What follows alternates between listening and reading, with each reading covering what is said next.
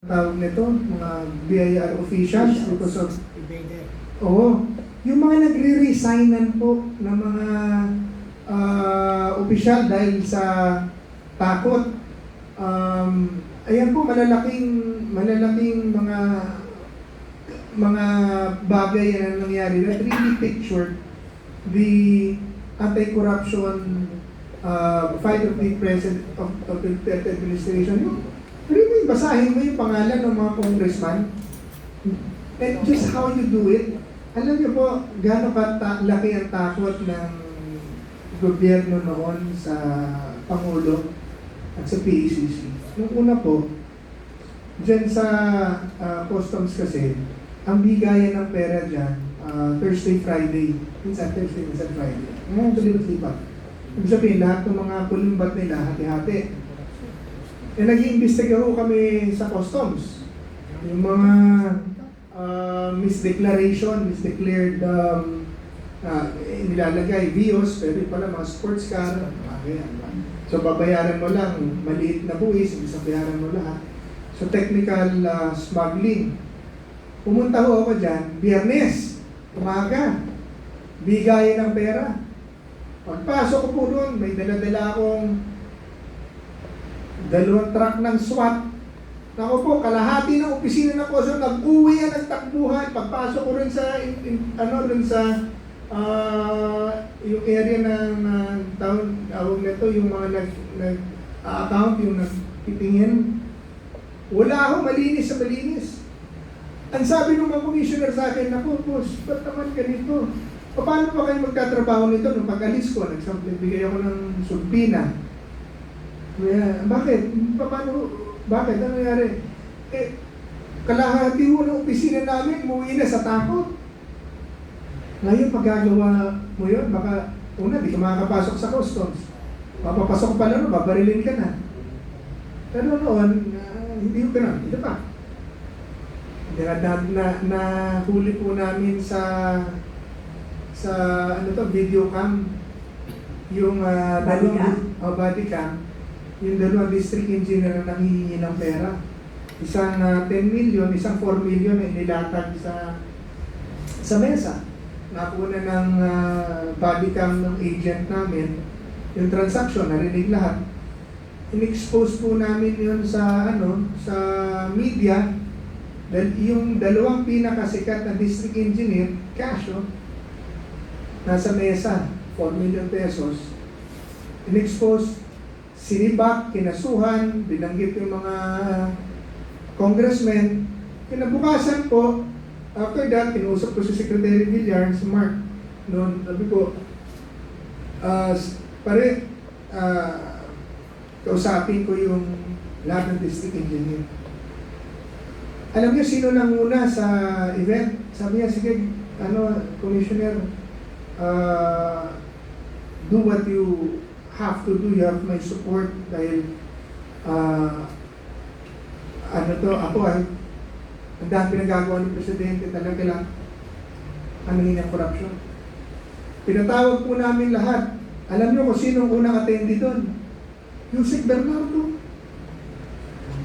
Yung pinakaloko doon, yung na pinakamabait doon. Doon po sila sa, nakupo lahat ng district engineer.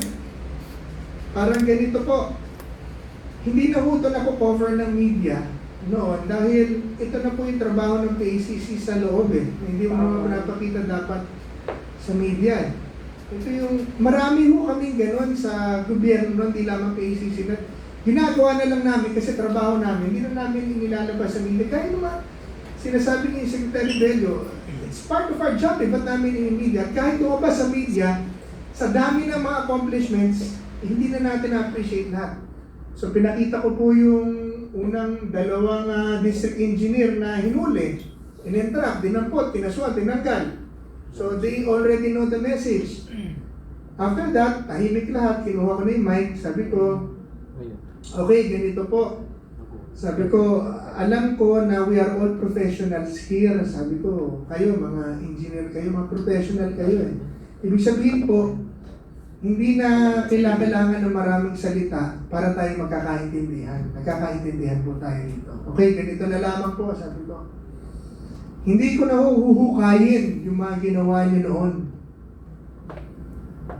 Ang ipakikiusap ko na lang, pagdating ngayon, toda line tayo. Pag kayo ngayon pumasok sa korupsyon, igagarahi ko kayo. May paglalagyan kayo.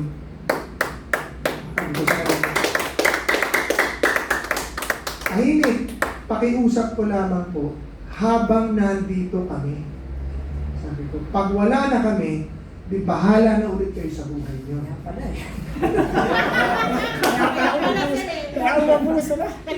Ay, kung nandito pa rin tayo, sasabihin ko, extended, nandito pa kami. Habang pa. So, sabi ko na, alam ko, sabi ko, na takot kayo sa mga congressman nyo. Ngayon, huwag kayo matakot sa mga congressman nyo. Pagka inaway kayo, magsabi kayo sa akin, akong bahala sa inyo, dadali ko kayo kay Digong. Palakpakan yung mga DPWH.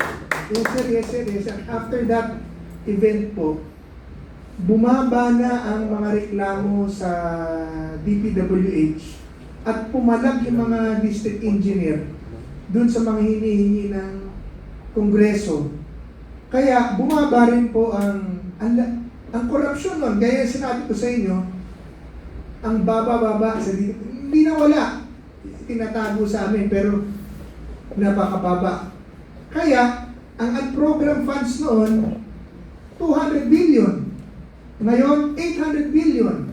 Natapos tayo 6 na taon, 800 billion. Sila 3 taon pa lang 1.2 trillion. Yan po yung resulta ng trabaho natin ng anti-corruption na pinangunahan ng Pangulong Duterte. Chairman, pwede akong support lang ito Kung natatandaan niyo po nung congressional inquiry sa mga Diskaya last year sa Senado, anong sabi nila Diskaya? Nung panahon ni Duterte, walang humihingi. So yan po ang patunay. Galing na mismo sa contractor yon. Kapeni? Natatawa po ako talagang. Sa totoo lang, natukulang tayo ng oras. Marami pong sasabihin sa ni Chairman. Sa totoo lang, kasi ang korupsyon ng araw nakakatakot. Actually, kahit wala pang korupsyon, magkaroon lang ng ingay, kinakabahan na kahit hindi nila ginawa. Kasi sometimes, some of the contractors, kapag di mo napagbigyan dati, lalo na yung trabaho ko before sa national parks, may nilulutong against you to destroy you kasi hindi ka nila napapa-oo. So, I stick and stand for what is right, and that's the reason napunta ako sa ibang ahensya. Pero, mahabang istorya, pero dapat malaman ninyo sa susunod na pagkakataong mabigyan tayo. No? Depende sa pamagandang kwento. Para lang appreciate nyo lahat. Alam nyo pa nung panahon natin, doon sa Project Kasanggato, ang laban sa korupsyon na ginawa ng PCC, lahat po ng government officials, from secretary down to the lowest official, pinapirma ho namin ng manifesto of voluntary resignation. Pagka nahuli sa korupsyon, pumirma po lahat ng empleyado ng gobyerno na pag pumasok sila sa korupsyon, voluntarily resign. Alam niyo po kung gaano kabigat yun? Yung ginawa ho ng DILG noon, 2,000 general na pinapipirma. Nang ganun din, ginaya tayo. Wala, nagreklamo pa, walang pumirma. Sa ating buong gobyerno, una pa polis. Mga first 5 ang polis. Una nun, BOC. Ang una pumirma, BOC, tapos DOH, tapos DPWH, tapos BIR, tapos polis. Pirma lahat, magre-resign kami. Alam niyo po ba na legally bawal din yun? Kasi meron security of tenure. Pero dahil sa pulisiya ng Pangulo na bawal ang korupsyon, pumayag po yung mga empleyado ng gobyerno. Ngayon, papayag pa silang gawin yun?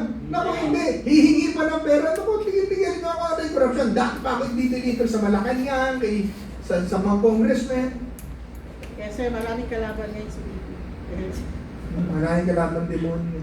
Chairman, idagdag ko lang, Attorney Yvette, that time lahat ng ating ahensya no, sa government, sa amin, mga maliliit, tataas, basta opisina o departamento ng gobyerno, meron po diyang isang malaking picture at polisiya sa labi pa lang, no bid policies. Ngayon po, Si Bibi lang ang no. ang polisiya dapat meron kalagay. Yung kalaban At pagkatapos po, talagang iyak sa amin yung mga taong gustong pumasok. Sabi nga ng mga security, ma'am, may ice cream, natutunaw, bayaan mo maglawa yan dyan. Gusto mo mamura tayo, Presidente. Talagang we stick with Kaya kahit na masarap pa yan. Ito, bago create nun ng PACC, ang nakaupo nun was my late husband. Yeah. Magpapasko, may isang negosyante nagbigay po, pinadaan, mga envelope. Alam niyo kung magkano laman? 5,000. Merong kasama pa yon na mga grocery packs. So, gumawa ng listahan ng lahat ng empleyado ng PACC. Alam niyo ho, nung nakaabot yan sa mesa ng husband, ni Attorney Contacto, sabi niya, ano yan? Boss, ano daw? Pamasko, ganyan. Nung nakita 5,000, PI, sabi niya, hindi ako pipirma, balik niyo yan. 5,000 Siyempre, pipirma ka kasi natanggap mo, no? It was a minimal amount. Pero pinabalik ng isang commissioner ng PACC. Pasko yun hindi ba pwede naman yun kasi minimal? No, sabi niya. We have to set an example. Ibalik nyo yan. Alam niyo po, yung mga nakatanggap, malungkot, pero it gave them the dignity.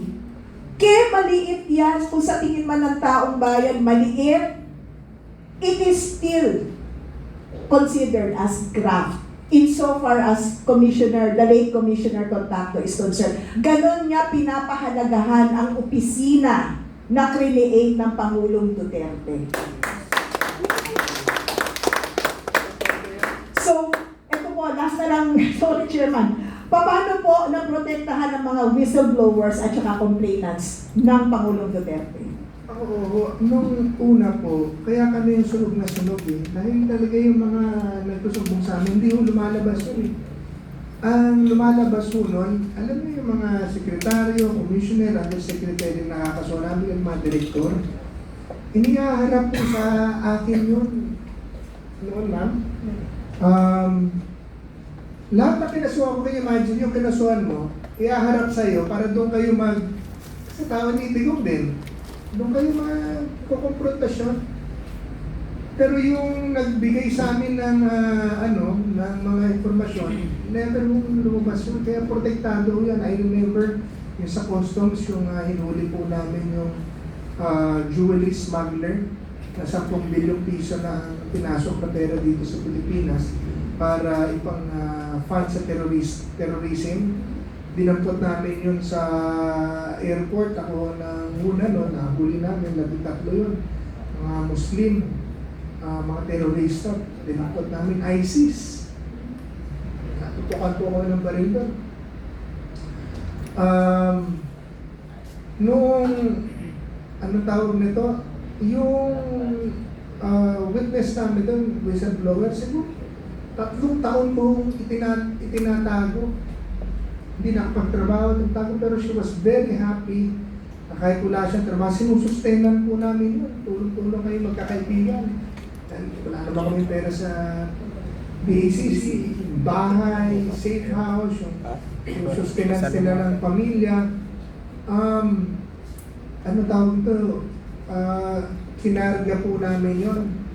Tapos, yung mga nasa witness protection program po naalala ko, ang ganang magsumbong nung time na yun, kasi nga alam nila na merong hope na may mangyayari.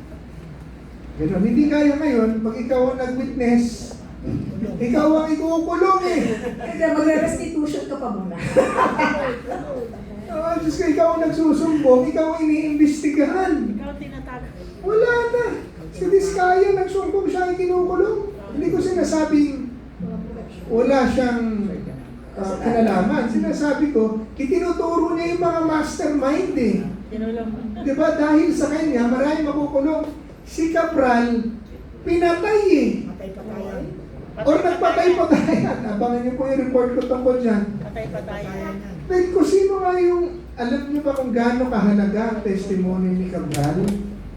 Yung inilabas lahat ni Leandro Leviste, kung si Cabral buhay, lahat yun sasabihin ni Cabral, oo, totoo yan, dahil ako kausap niyan, ako nagbigay niyan, at sa kanya ko binigay, ganito kalaking. Kulong po lahat yun, lahat ang ituturo niya. At ang lahat ng allocables, siya rin ang gumawa, pati yung kaya they have to kill, or kunyari kill, diba? Or Ang paano magpapakamatay yun? Eh, takot nga sa heights. ang pinatay nila doon issue. Ang pinatay, nakulong na, ang dami yung makukulong na mga congressman, senador at politiko. Iyon, kung panahon po namin yun, safe po yun.